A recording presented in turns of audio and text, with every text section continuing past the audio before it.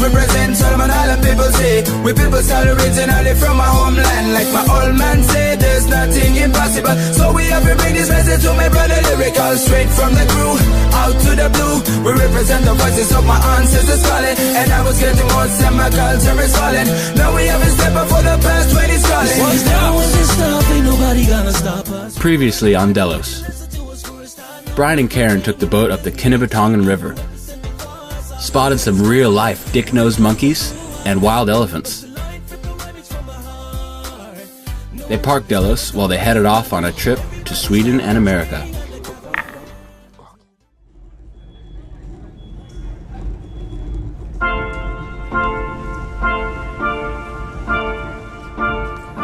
It was mid-2013 when I arrived back to Delos to complete the crew, with Brady, Brian and Karen. It was the beginning of when we really got into our filming and video editing, and that season felt different. It was the beginning of something new, something exciting. We had all worked so hard to enjoy another season of cruising, which once again flew by in a flash.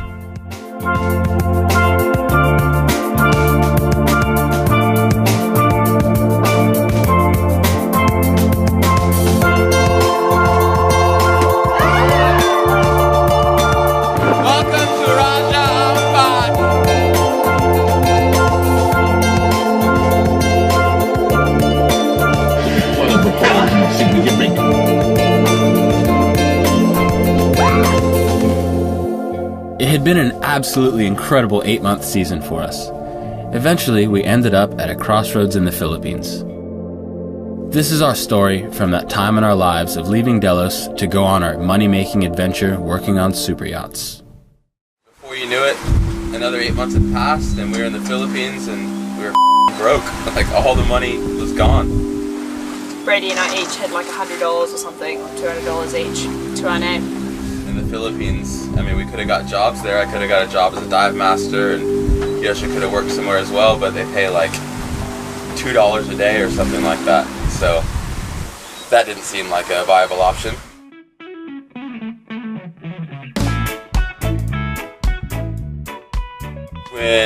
When I was in the States for a bit, I worked a bit on super yachts. So I had a few connections, and through sailing around too, we had a few friends that worked on super yachts as well, so we just started emailing everybody we knew.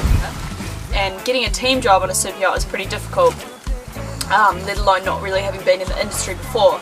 So that was kind of like a hopeful option, but still a pretty good one. I looked up to do my STCW course, which is pretty much a basic safety training course if you want to work on any sort of commercial or private boat. And it was super cheap. It was like $100 to get my STCW, whereas in the States or in New Zealand it costs like $2,000. So I went ahead and did that with Brian and Karen, got my certification. And then Josje drew up this cool little vision board. I was reading a lot of Wayne Dyer at the time, and so I drew this little picture because I was reading about kind of visualization. And getting what you want in life, and so I drew this little picture of this super yacht, and like me and Brady standing on it, and like money symbols and like whales and sunshine and palm trees and like all things positive and great, and I stuck it up on the mirror so that we would see it every day. So I was like, let's give it a go, let's try it. So yeah, we put the feelers out there, we put our vision board out there, and I think it was probably like a month later we got the call for this job from this boat that was looking for a delivery crew. From Borneo back to Auckland in New Zealand. We got the job! So I was sitting here doing my morning manifestation meditation, and I was manifesting us a job. Halfway through the meditation tape, phone rings. G'day, Brady! Oh, g'day! Yay! We make some monies. And it was in Borneo, in Kota Kinabalu, which was like, I don't know, 300 or 400 miles south of where we were in the Philippines. And the whole trip would take about 6 weeks, and we could get the job together. It was about 5,000 miles, and they were going to fly us in, so we were just literally over the moon. This little piece of paper that I ripped out and drew randomly and stuck on on the mirror in the head just kind of worked miracles for us. So we were really, really excited at this point.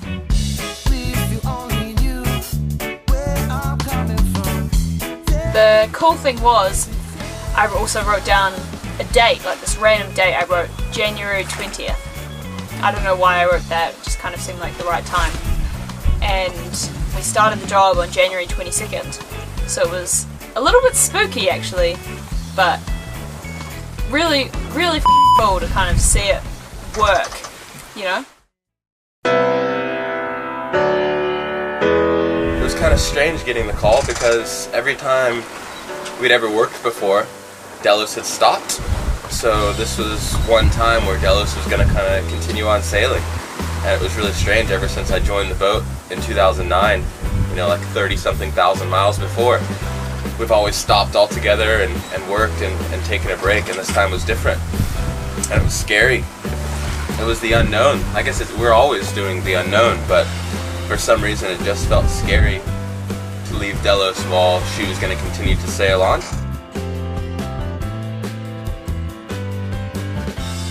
At the same time, it was kind of nerve-wracking. We were being hired and paid to deliver this massive 115-foot sailing ketch 5,000 miles to New Zealand, and the only boat we'd ever really sailed is Delos. I think in hindsight it was just exactly what needed to happen. It was really, really cool to let Brian and Karen have their own time for a bit, have them cruise around and enjoy the boat, and for Josje and I to go in and experience a different life on a different boat. Hangover. All our lives, right there.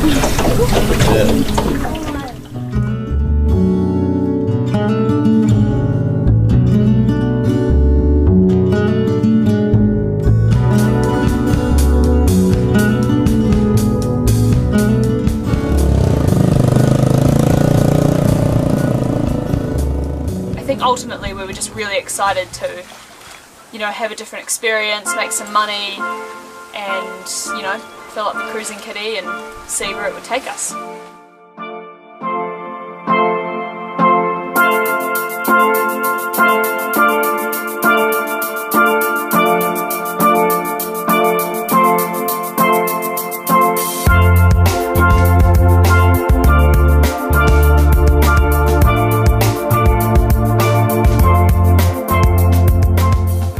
It felt pretty sweet to be able to be flown in for a job to deliver a boat, and he was basing all of his trust on what somebody else had said about us and our CVs, which were kind of hyped up a bit. I've never been flown anywhere for anything really, so to be flown in for this job was super cool. It was a big step to kind of put ourselves out there and see if we could really do it and if we were actually sailors or not. We were flown in a few days kind of earlier than we technically started, so we spent the rest of our money, like the last of our money, on a hotel room at the Westin. Oh yeah, that's a good one. So we checked in, and I think somehow we got upgraded to a master suite or something like that. I think we told them it was our honeymoon or something, I don't really remember, but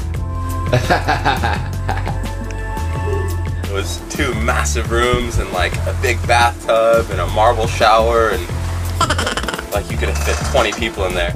Oh, what? Clean, non-salty sheets and this big bathtub and like room service, and it was just kind of the opposite of what we've been doing for like almost a year. So it was a nice little treat to ourselves. It's a pretty good one, huh? Pretty good one. I remember walking, or we got a taxi from the hotel room, we were walking down the dock and we were, you know, about to go meet the captain and the crew on the boat. I remember seeing it from the distance and I was just like, holy is that it?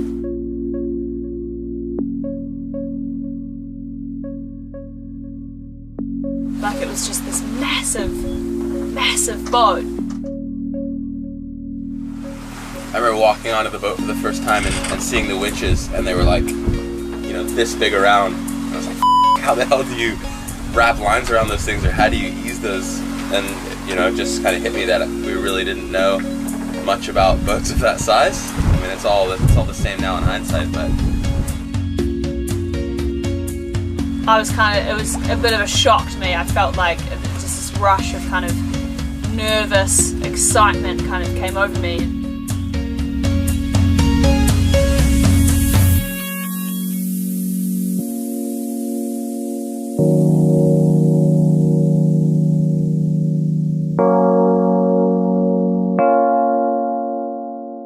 You walk down into the boat and it's just this beautiful salon and like big nav station.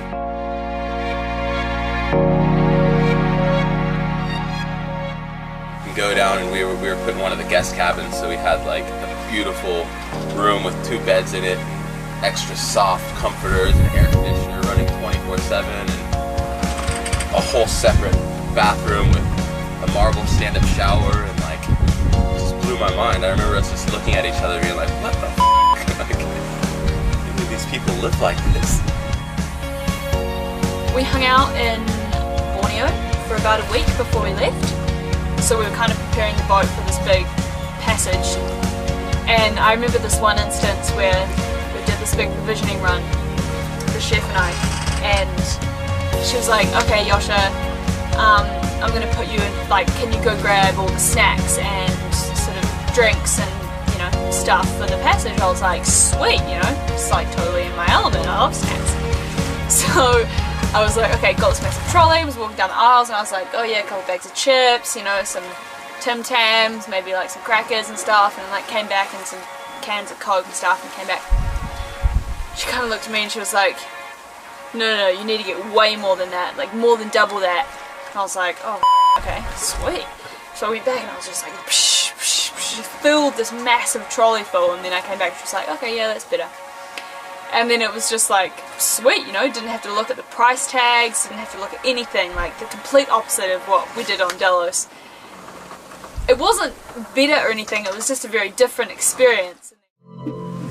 See, after a couple days of getting the boat ready and provisioning and everything for the trip, we left. We left to go to Kinabalu, and we went around the north side of Borneo. So the first night out, leaving KK, we were coming around the corner and it was pitch black, and there was oil refineries everywhere, like, and fishing boats everywhere.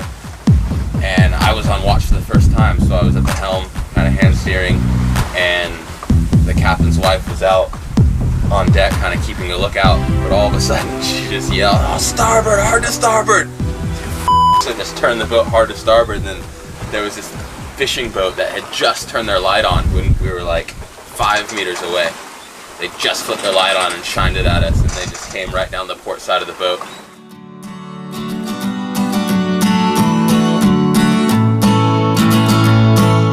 Our first stop out of Borneo was Cairns, in the northeast part of Australia, and the trip was pretty good. We had light winds most of the first half of the way, so we were motoring quite a bit.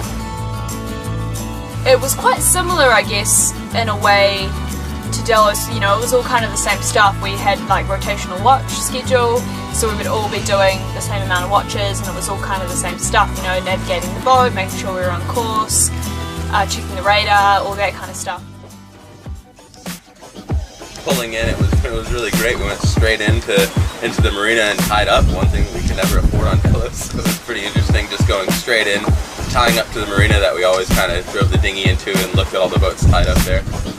And then we went out for a big crew dinner, and we went out partying and had a lot of fun, and did a bit of cleaning on the boat, went for a little bit more of a provision run. But all in all, it was a really good first part of the trip, and we connected with all of the crew really well. And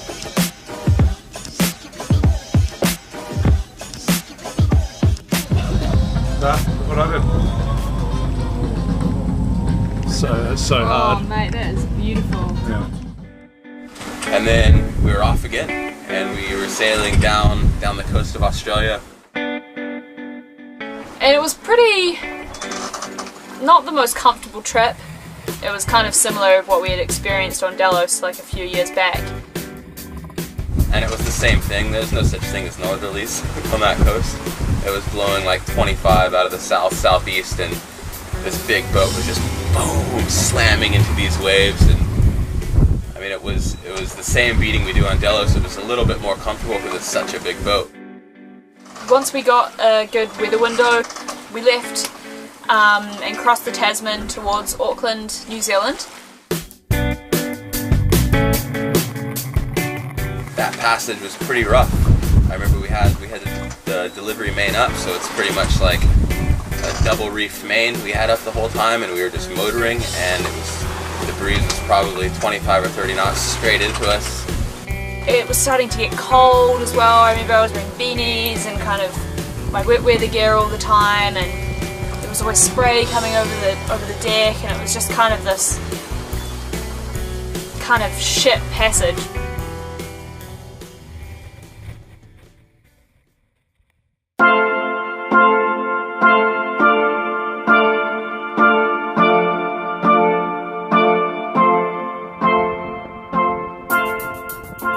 And there was also the feeling of coming back into New Zealand, which I was really, really looking forward to. You know, it was kind of the final leg of the trip, and it felt really cool sailing back into New Zealand, sailing back into a civilization. You know, we were going to see some of our old friends, and Josje's family lives there. The delivery job was about to end, and we were going to get paid. So it was a really exciting time. Just getting into New Zealand. I remember we passed Cape Reinga, which is like the most northern part of New Zealand, and I just spotted land, and this whole pod of dolphins just came up to the boat and just started like sailing with us, and I just had this like rush of joy and happiness, and I was just really, really looking forward to coming back into New Zealand and kind of seeing where things would take us from there. And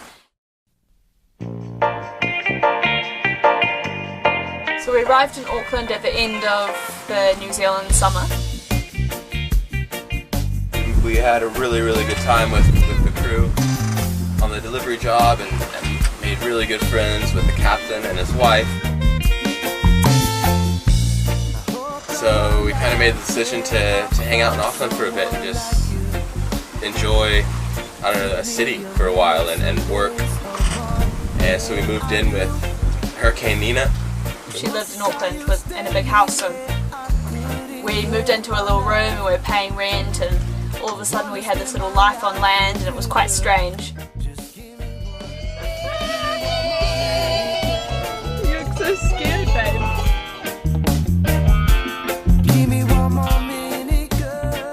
It was a weird time.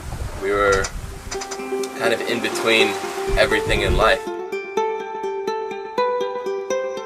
Day working on some other super yachts there, so we were just, you know, working random odd jobs here and there for a week or two, and then that was it. So there was nothing really long-term or permanent or stable at that point in our lives, so it was a little bit, not stressful, but I wouldn't really say the most enjoyable. We were kind of just treading water and not sure when we were going to go back to Delos, not sure when we were going to go back to the States to see Brady's family, and nothing was really certain, but we managed to sort of network out in Auckland and sort of really get a lot of feet in the door on different sort of boats and stuff, and we were able to do some day work and just do some really good networking in the sailing community there. Finally it was coming to the end of the season. Like, all the boats that I'd been day working on were leaving and going up into the islands, going up into Fiji and Vanuatu, and Nina had bought a house. So all of a sudden, within about a week, we had no job and no place to live. And we were kind of like, uh-oh. But we tried to stick with a really positive mindset, and, you know, the right thing will happen at the right time. And I remember we were hanging out with a bunch of friends that we'd made on another boat there, and we were hanging out in their apartment, having loads of fun, and oh yeah, get it, nice. Oh, everybody. I'm not just gonna land on it.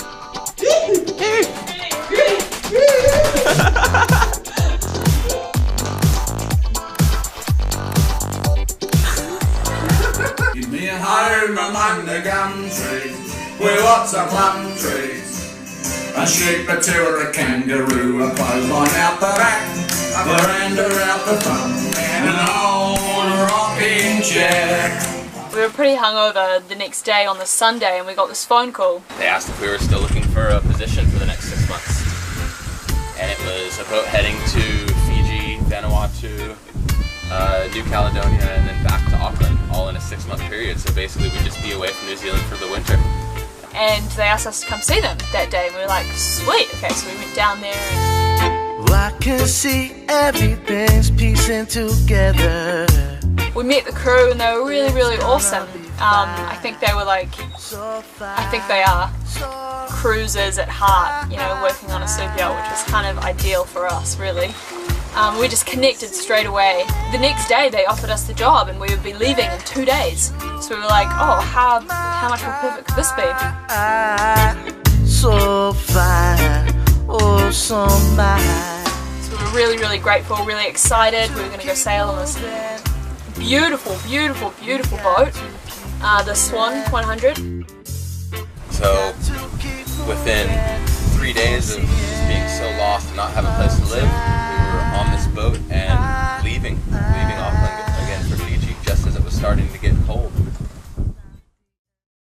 And then before we knew it, we were kind of just about to untie the dock lines, and I remember the captain from the boat we did the delivery on came over and was like, "Are you guys really leaving today?" We were like, "Yeah, I guess so." And then it was blowing like 30, 35 knots.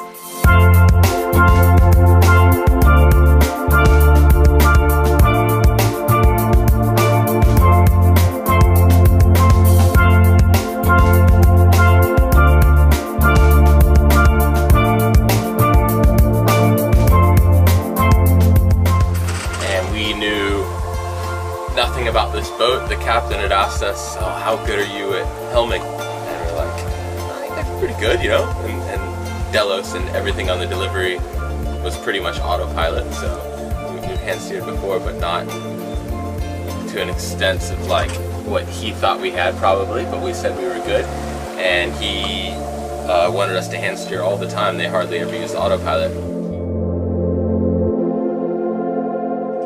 It was pretty gnarly out there, and once we left the harbour, we were cruising along at like 12, 13 knots. The captain was like, "Okay, Brady, you're up, come stand at the helm," kind of thing. And so Brady was like, you know, steering this massive, very responsive boat, like surfing down these waves, and I was like, I just felt extremely like nervous. And coming out of the harbor and hitting the wind and hand steering for the first time, it was a big wake-up call, like driving this massive boat thing just flying along. I'd never really properly hand steered like a huge, very responsive like racing boat before, so I was feeling quite nervous. So when it was my turn to like get up there and, you know, do my watch, I was quite terrible at the beginning. You know, I was like coming up way too high, then I was coming down way too low, and I was kind of going all over the place.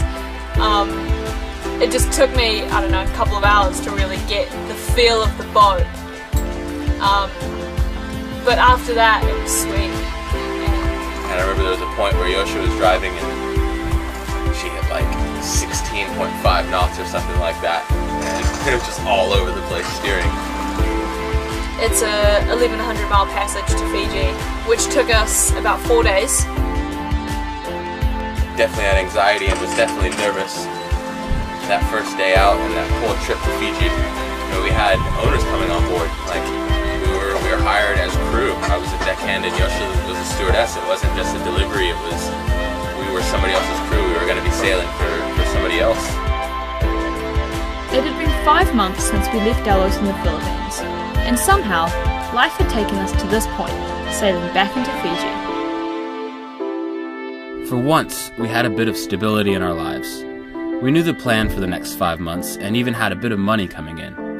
We had a job, and our job was all about sailing this beautiful boat around and showing the owners a good time. Next up, continue the adventure with us as we cruise through Fiji, Vanuatu and New Caledonia. Along our sail, we visit remote places, live volcanoes, and have a close encounter with bull sharks.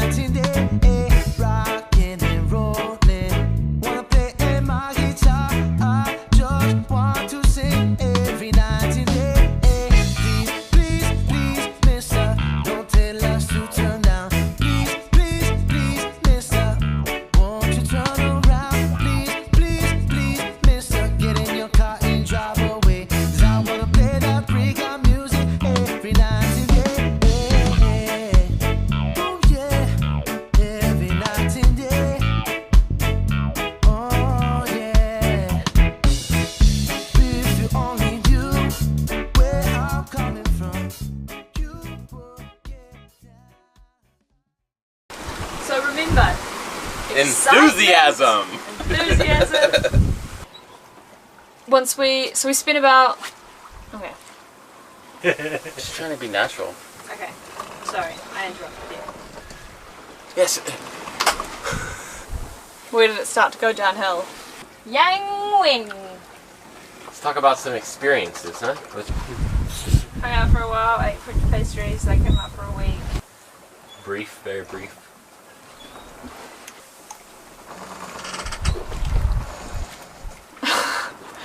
You just finished my wine here.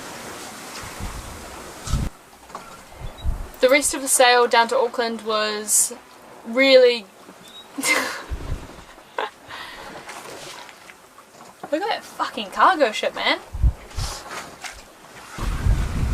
I'm losing it. Just let it flow naturally. I don't know how. You're almost there. You're almost free. So it was really great. I felt very proud of myself and very proud of Brady, and it was cool. Cheesy! So it was cool being back in Cairns for the third time. That's all I gotta say about that. Nice.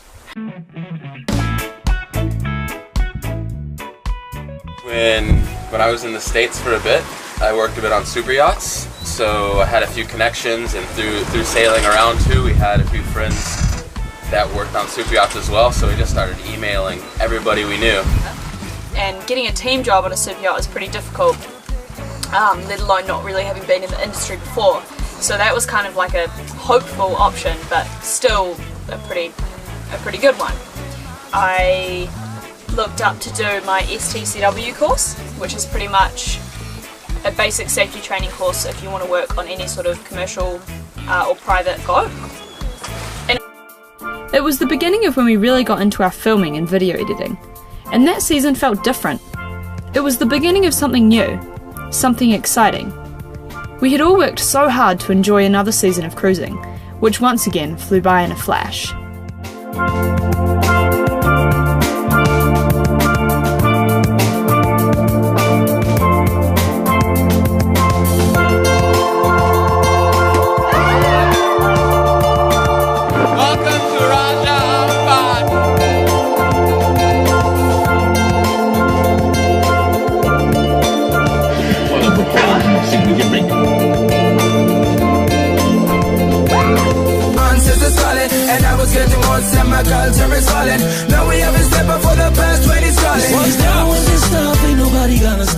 Previously on Delos, Brian and Karen took the boat up the Kinnibatongan River, spotted some real-life dick-nosed monkeys and wild elephants. They parked Delos while they headed off on a trip to Sweden and America.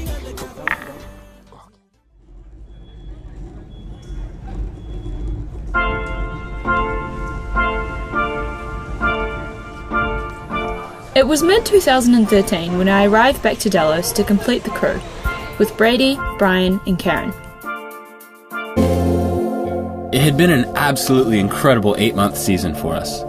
Eventually, we ended up at a crossroads in the Philippines. This is our story from that time in our lives of leaving Delos to go on our money-making adventure working on super yachts. Before you knew it, another 8 months had passed and we were in the Philippines and we were broke. Like all the money was gone. Brady and I each had like $100 or something, or $200 each to our name. In the Philippines, I mean, we could have got jobs there. I could have got a job as a dive master, and Josje could have worked somewhere as well, but they pay like $2 a day or something like that. So that didn't seem like a viable option.